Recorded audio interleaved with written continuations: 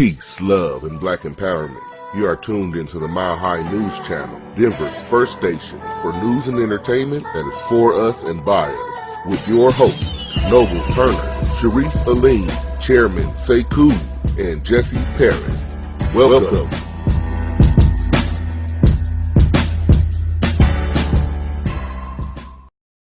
Peace, love, and black empowerment. Welcome back to Mile High News, family. As always, I want to give you guys thanks for supporting the channel. I want to thank you guys for all the support and love we've been getting here. I mean, we really appreciate it. You know what I'm saying? This is what makes this episode 12 of Mile High News. So once again, thank y'all for tuning in, and we have our correspondents coming in next week. So make sure you stay tuned for that. We are still trying to develop this land. You know, we just got it about a week ago, so we're trying to figure out stuff and how to make the moves on it. So make sure y'all stay tuned into that. Like I said on the last episode, we're gonna need y'all's help. So make sure that you guys tune in and make sure that you give us some feedback of what we're doing here. You know what I'm saying? We're gonna have a live show coming up here pretty soon where we're going to answer some questions with the audience and chop it up with y'all and stuff. But we got the sisters back, and this is our Sister Circle 3. So first up is once again my wife, Monique Turner, and she's going to be letting y'all know about mental health. She's going to be following up on her last segment that she did. So Miss Monique. Thank you. And I'm glad to be here again. And again, I'm so proud of my husband and what these guys are doing. And I want to thank you ladies too. It is an honor to be on, the panel with you guys. And so, yeah, I'm going to be talking about mental health again. I don't want to keep beating a dead horse or anything like that. But my thing is, there is a shift. I don't know if a lot of people know as far as going into 2020. And so for us as Black people, shifting into, I won't go all into a different dimension or anything like that. And I know this is not a religious show. Speak on it, sister. I will say, just as far as if you're into astrology, this is a different shift. You are going into a different dimension and things like that. But if it's more on a biblical perspective, the Most High is fighting for us. And so it's time for us to fight for ourselves. I don't know about you guys, but it's been a lot of anxiety. I've been talking to a lot of, other sisters and brothers too, and they're kind of feeling something different. And I don't know if it's just me, but I do believe there is a lot of people feeling this shift that we're going into. And so for me, mental health is very important because you're not going to be able to take some of this stuff that is weighing you down, the things that you have been going through into this new 2020.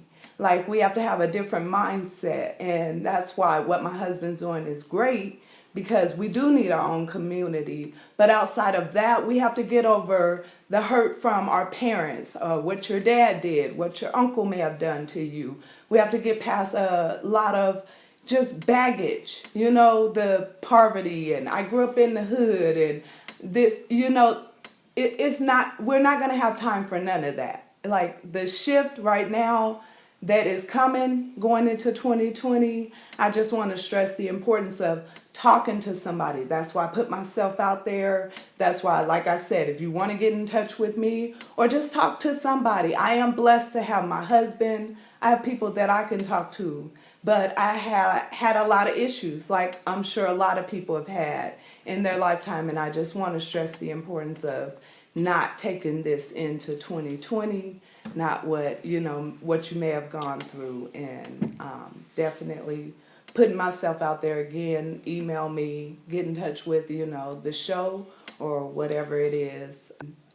Also, if there is somebody that you may want to talk to, there are resources out there as well. And, look online. There's a high suicide rate as far as not just our kids, in Black people as well. I know sometimes people used to think it's just a Caucasian thing, but now I'm seeing a lot of people committing suicide as early as like 10 years old. There was a 10-year-old girl about 2 years ago who committed suicide. And so talk to even your babies. Make your babies open up to you and talk to you as well, because they may be going through something. And I never thought I'd see the day that a 10-year-old or a 9-year-old would be going through so much to where they would want to commit suicide. And they said the baby was being bullied, but even if she was being bullied, I'm guessing maybe, and I'm not, speaking because I know them personally, but maybe the baby didn't have somebody to talk to. So it goes young and it goes older. It's not just, some of our elders right now are going through depression and they don't have people to talk to and they're having mental issues. And so I don't want to keep beating a dead horse like I said in the beginning, but I definitely want to stress the importance of just getting your mental right. I'm a spiritual person, and so I'm not just religious or nothing like that, because we were spiritual people before we were a religion. We are a tribe. We are a nation. We are a people, a certain group of people. Some would call us the tribe of Judah, and some maybe don't believe that. But I will say that we are a nation and we are a tribe, and we can definitely make a difference. And so, Definitely, that's right. Thank you, Sister Monique. Yes, we have to stay focused on our mental, fam. Just like how I'm trying to build this community. I don't want just anybody in there. I want people who are really ready to build a nation. You know what I'm saying? It's time for the Marcus Garvey era to come back. You know what I'm saying? It's 1920 is when he was in his most highest state. You know what I'm saying? It's 2020 now, so we need to get back to that. So more on that coming up. Next up, we have a new sister to the Sister Circle. We have Sister Bianca, and she's going to be touching up on a topic that my wife just spoke on, mental health, but she's going to be speaking about it within the home. So, Sister Bianca? Yes, I would like to definitely pay homage to both of these queens on board with me. It's always a pleasure to be around people that of like mind. So to piggyback off of what you were talking about, what I would like to speak on is more based toward the way that we address each other within the home, because we're already under so many different forms of warfare, and mental warfare is a keynote in that. So the only place that we should be able to be safe and feel safe is within our home.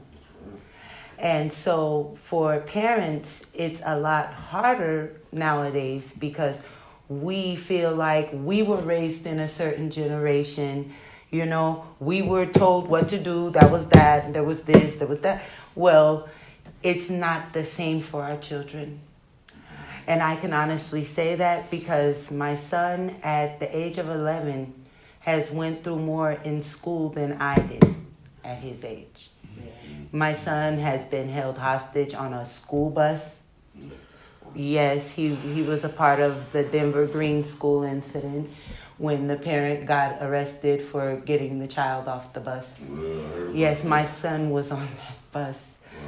And it was so terrifying in that moment to be kind of helpless to help him,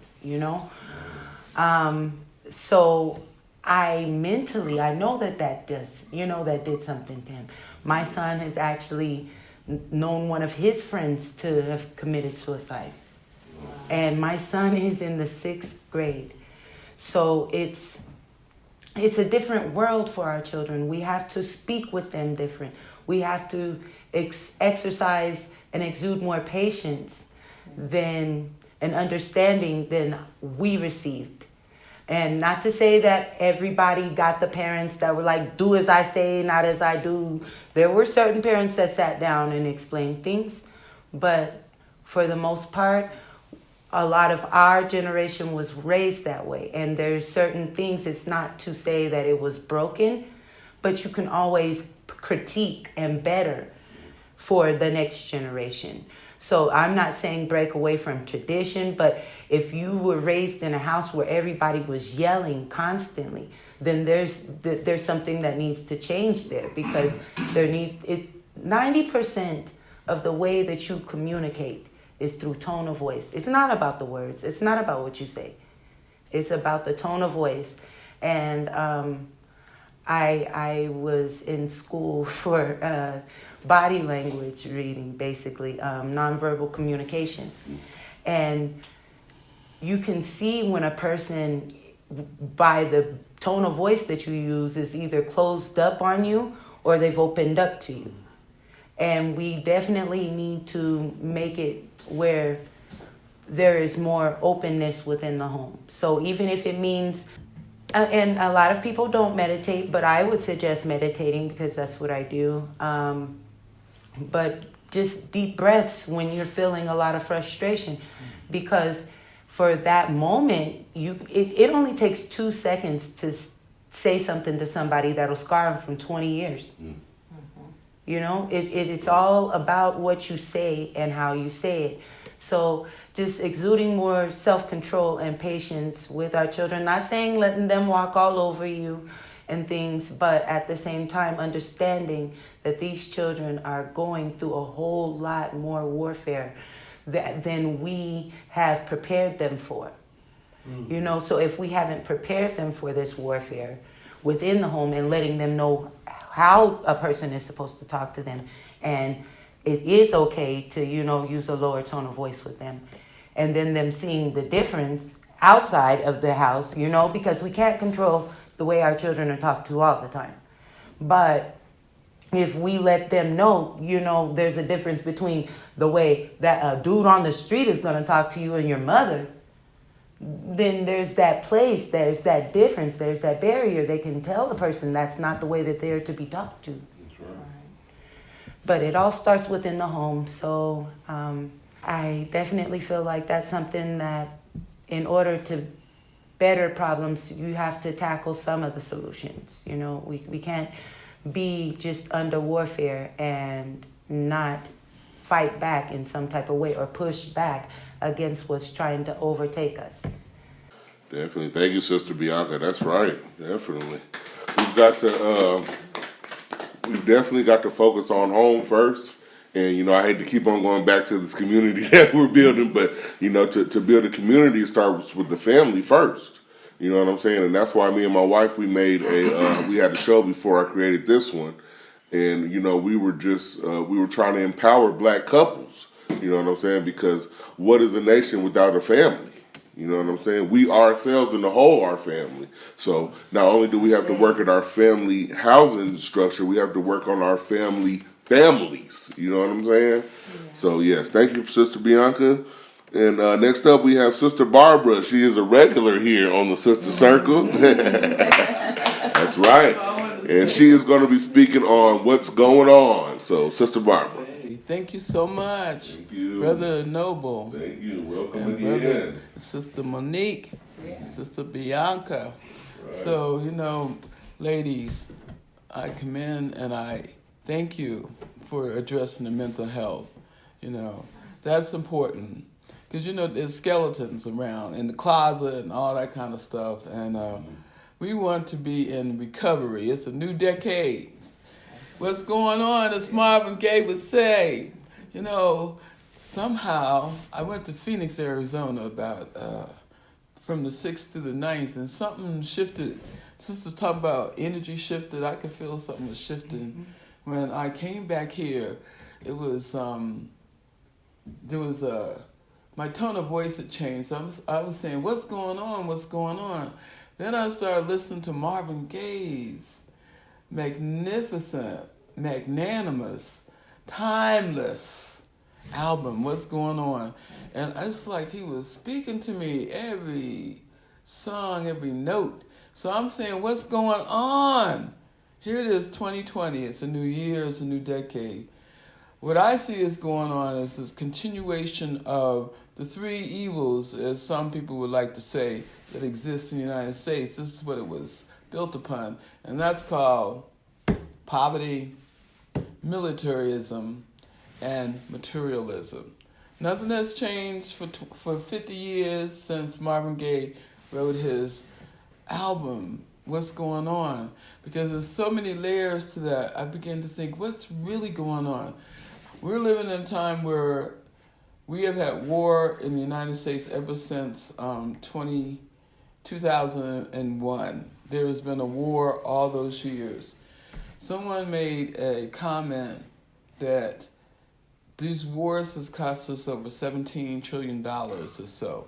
Wow. Now, we're looking at $17 trillion for a war that's fought in another country. But there is also a war here in America. And we know that there's domestic terrorism.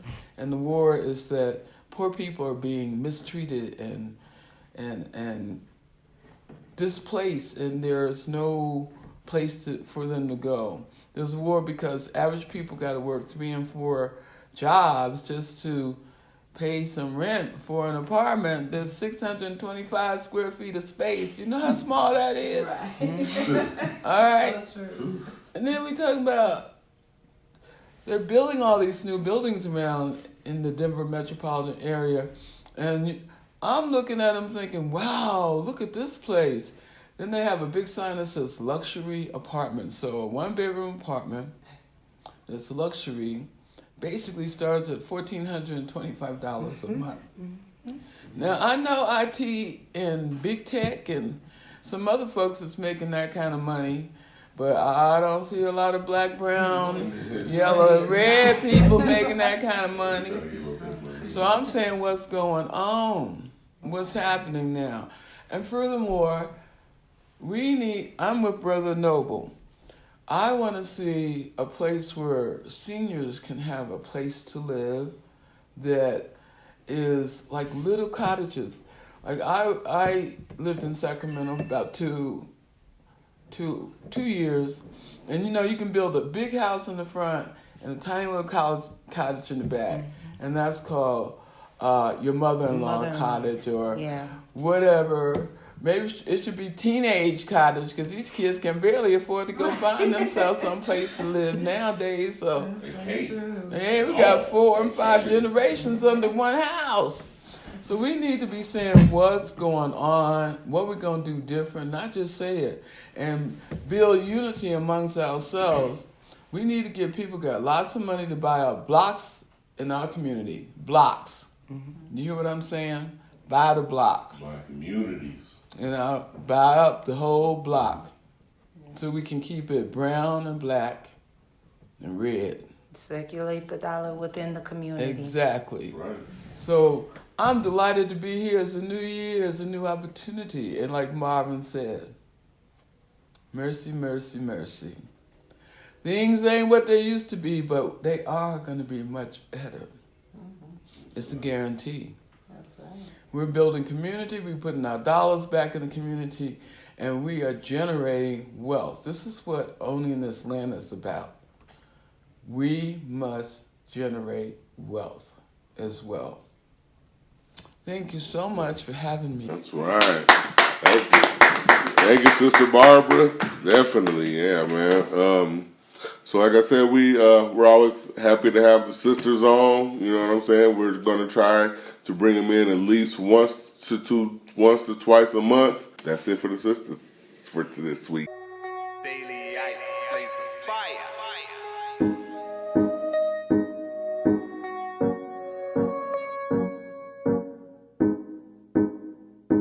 All right, fam. Welcome back to Mile High News. Yes, man. We always love when the sisters come, man. We always have a good time, sitting here chopping it up, getting it from both ends of the stick. So, next up, we got our brother, Charisse, and he's going to be speaking on the co-opting of MLK Day. Right on, Brother Noble. Thank you. And for the last 30 years, brother, I've been going and participating in the MLK festivities here in Denver. They call it a Marade today. Marade is supposed to mean half march, half parade. But I remember when it was a march, and it was a protest march against white supremacy, against inadequate education, housing, and police brutality. That's right. And, you know, we used to meet at City Park. Me, Brother Jeff would be out there. We'd be selling Malcolm X pins and Martin Luther King T-shirts, Sada Shakur, Black Panther. You know what I'm saying? We would have all of the black merchandise out there in the park for the people. The Martin Luther King parade back then was mostly black folks. I remember back in 1991 when the Klan used to rent the state capitol steps, and right when black folks was marching into Civic Center Park, they would be right at the state capitol with their flags and their bullhorn, talking about niggers, kikes, and Jews, and all of this kind of stuff. And I remember the riot back in 91 when brothers chased the Klan up and down the street and beat their ass. I remember that, boy. Their ass. And if all you see was hoods flying. And if you notice, the Klan stopped doing that stuff right after that when black folks They don't want no got smoke. People remember, man. People remember what we had to go through to establish this march. But today, man, we go to the MLK parade, and it's like intersectionality march. You noticed that too? Yeah, man. It's like We showed it. It's more non-black people out there marching than it is black people, and the non-black people out there is bringing their agendas and linking it and piggybacking it on Martin Luther King. You know, number one, you got these politicians out there. I seen Mike Bloomberg, Bernie Sanders, Pete Buttigieg, all of this. You see what I'm saying? All of these people walking around with political campaigns. Now ask yourself, when Martin Luther King was marching back in the day, did he allow Lyndon Johnson to show up with his signs talking about vote for Lyndon Johnson or vote for Lyndon Johnson? Yeah, you know what I'm saying? Voting for these people. We supposed to be at a march or a rally to demand our reparations, our tangibles, our justice. But then you got people walking around. Martin Luther King was LBGT. Martin Luther King was feminist. Martin Luther King was for immigration. Martin Luther King was for this, for midgets and humpbacks, whatever, like Claude Atkins. You know what I'm saying? Dr. Claude. You know what I'm saying? And even yesterday, midgets and humpbacks. right? So you know what I'm saying? So I was kind of taken aback yesterday when I was looking on Facebook and I kept seeing these memes and these stories about Martin Luther King being an anti-capitalist, democratic socialist. And I was like, what is this? What is out of nowhere? I ain't never heard King say he was a democratic socialist or even mention socialism, but they found some letter that Martin Luther King had wrote Coretta in 1952 where he was talking about the aspects of accepting more. He said it might be a better alternative to capitalism, democratic socialism. But he never preached that from the pulpit or put that on the black community. No. So you got the socialists, the feminists, the LGBT, the immigrant, the humpbacks and the midgets. You know, everybody is out there attaching themselves to our struggle, to Martin Luther King, saying, well, Martin Luther King wasn't just for black folks, he was for everybody. So that entitles everybody to come and just take over the whole spirit of the march. And let me say this. The reason why the numbers were so low this year is because white women had their march on Saturday. And I got to emphasize that. This was a white woman's march. They pushed all of the homeless people out of Civic Center Park, swept them out the park so they can march in with them and their little daughters wearing pink pussy hats and talking crazy about Donald Trump and all of that, how evil he is. But then 42% of them voted for him. So, you know, they out there faking the funk. You know, out there for a publicity stunt to take selfies and put it on Facebook that they was at a women's march, but they don't give a damn about black people, homeless people, or nobody but they issue. And they pushing a white woman's agenda, and they trying to get the black woman to follow the stuff. Reject that madness, ask for your tangibles this year, and stick on reparations. Peace, family. I'm out. That's right. Peace. Thank you, brother Sharif. Yes, definitely, man.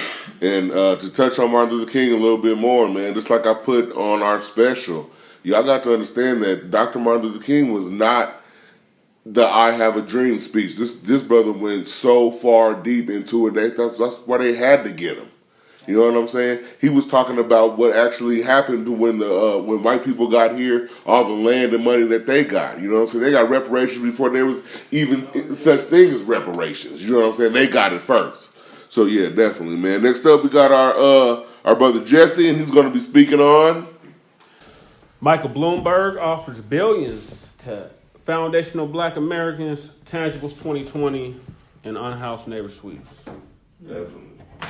So, Michael Bloomberg, former, the mayor of New York City, he is now offering foundational Black Americans something like $50 billion. He has a $50 billion plan for African Americans, which is similar to previous crap that we've seen from Corey Booty, from Kamala Lock-em-up Harris, John Frackenlooper, and the list goes on. What about Elizabeth? The fake Indian? Oh, Pretendian. Oh, you talking about Elizabeth Pretendian Warren? Yeah, she ain't gonna do nothing for us either. We got to demand our tangibles, family. And this country has to come to grips with what they did to us. And I don't care who gets offended. Y'all all need to come to grips. That's why we got to take the cape off. We got to stop caping for these other groups. If it's not, what is the word, reciprocal, meaning I scratch your back, you scratch mine. You at my cause, I'm at your cause. What are we talking about? Quid pro Quo. I don't know how to say it, but I know what it means. I give you something, you give me something. That's right. And that's how it should be, yeah. Yeah, so the days is over. We bringing in 2020 with that ideology. We're no longer caping for the rest of you groups. Y'all can all hold your own nuts. Like I said, I don't care who gets offended. Alphabet soup and likewise, I don't care. Enough is enough of this madness. Y'all not going to keep using us as mules. I thought slavery was over. This is supposed to be a post-racial society. That's the lies that they tell us. But we know better than that. So we got to stress our tangibles. If they want the black vote, specifically the black foundational Black American vote, they're going to have to produce tangibles. And it can't be no baby bonds. It can't be no government assistance or government jobs. Free education. All this stuff is benefiting everybody. It's not specifically for us. So we got to be aware of the trick bag that is being tossed about. And we're prepared to bring the whole two-party system down. So if they don't produce tangibles in 2020, so be it. We'll just drop out. And y'all can have fun with that because we're done caping. The cape is off. We're not caping for you no more. I don't care who gets offended, how you feel about it. We've been dealing with this for 400 years. This country needs to come to grips with what the hell they owe us. So that's the tangibles. And then, so this past weekend, Brother Sharif had alluded to it. During the White Women's March, there was a massive sweep of unhoused neighbors. That's what we're calling the homeless because they're still part of the community. They're just unhoused. And a lot of us are falling into this condition.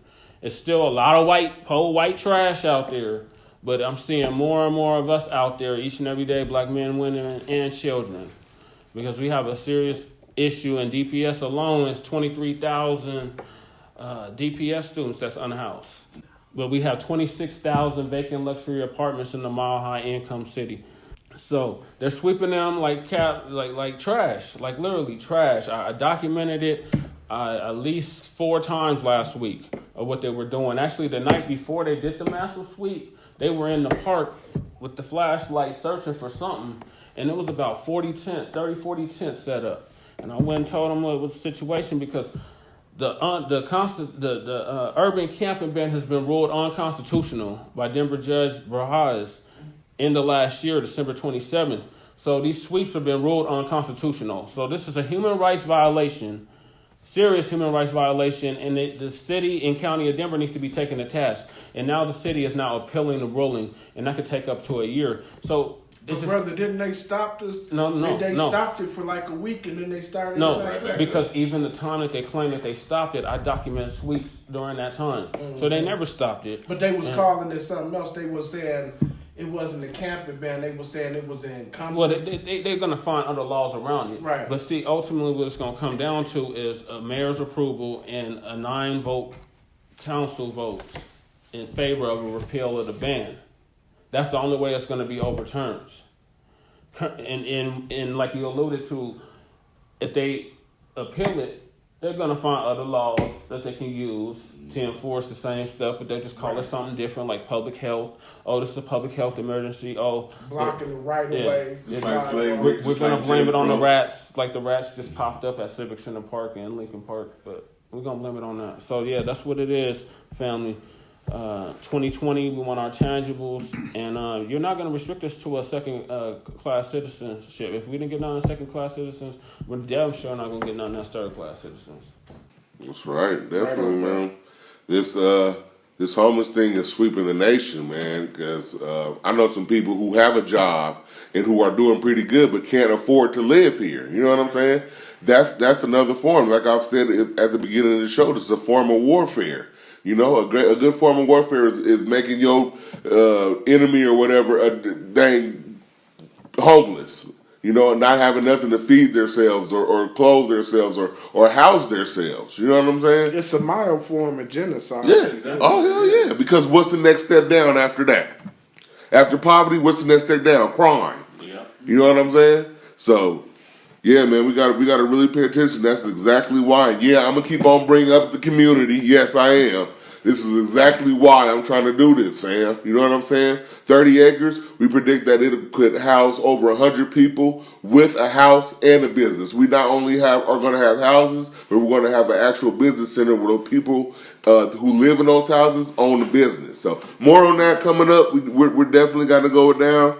So next up, we have the infamous, notorious Sekou's Corner. Brother Sekou. All right. Thank you very much. Let the church say amen. We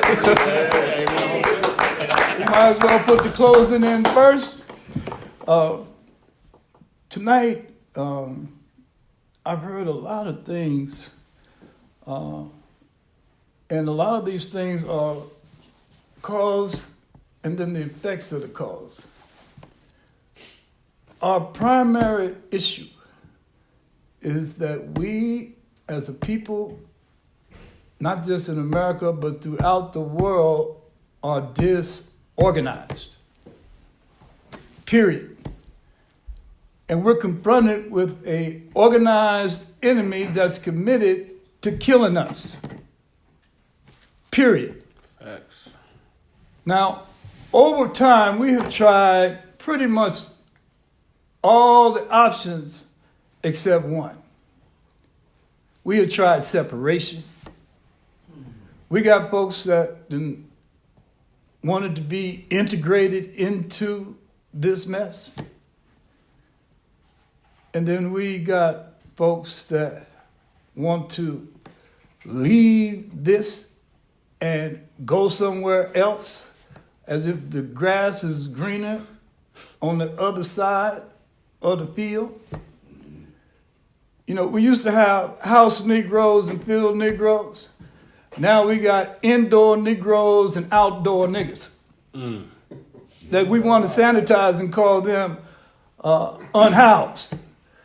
No, you ain't unhoused. Your ass is ass out in the cold.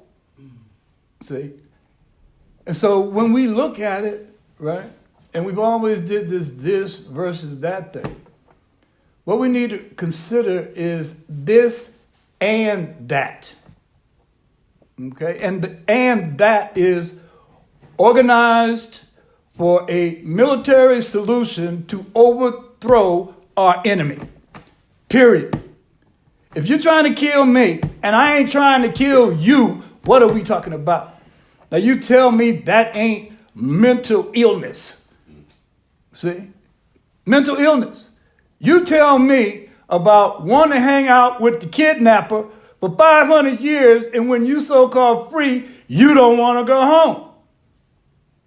Are you kidding me? When the door is open, it's natural for you to want to go back to where you was in terms of a place of safety. But you want to hang out with the unsafe. And then after it's all said and done, what do we do? See, what do we do?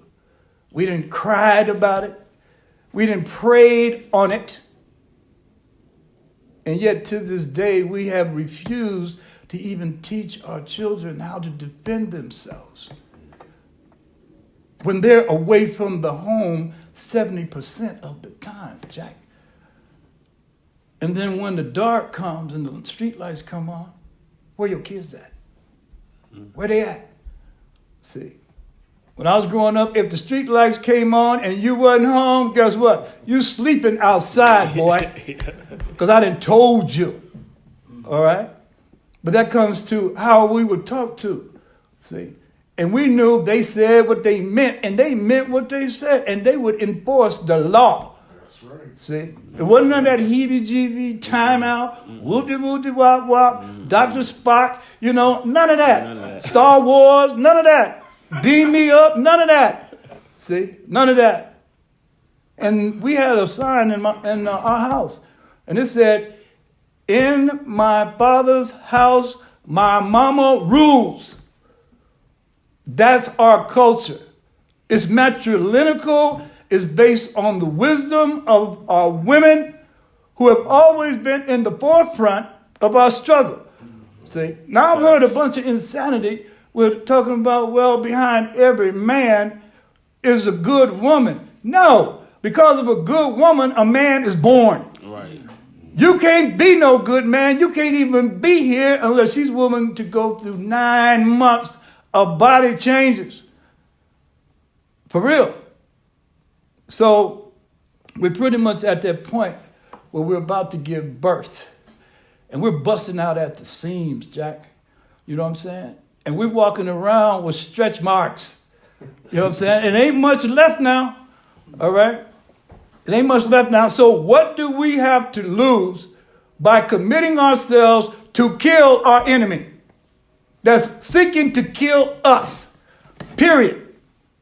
And there's too much evidence, mental illness, suicide, folks holding in the oppression. We're talking about sweeping you. You know what I'm saying? We're talking about lying politicians. We're talking about you even want to take over Martin Luther King's birthday. For real? For real? The birthday? You know what I mean? And we're not celebrating Martin Luther King's birthday. We're celebrating the birth of a nation. Martin King didn't do nothing by himself. So he ain't all of that. So we need to stop teaching our history about this great individual or that great individual, Martin Luther King or Malcolm X or Sada Shakur or, you know, Harriet Tubman. No, they didn't do that by themselves. They had organization. And they had the masses of the people supporting that. And so there's an unwritten rule. And I'll close with this. If you're out there and you separated from the tribe, you're a straggler and you're fair game to the prey and the predators. And ain't nobody coming to get you, all right? Because we told you to stay in the middle because you were slow. But we're not leaving none of our people behind, so even if we get you, we're going to bring you home. So struggle continues.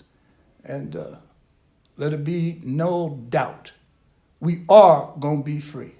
We are going to be liberated. It's a matter of scientific fact.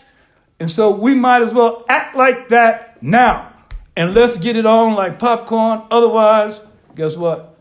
You keep on getting this here, you're going to get sick and tired, and then you're going to snap. Like my mom said, you on my last nerve. You hear me? You're on my last nerve. I ain't mad at nobody. But you're on my last motherfucking nerve. Bitch. Okay, say Cool's Corner. Say Cool's Corner, yes. Thank y'all for tuning in.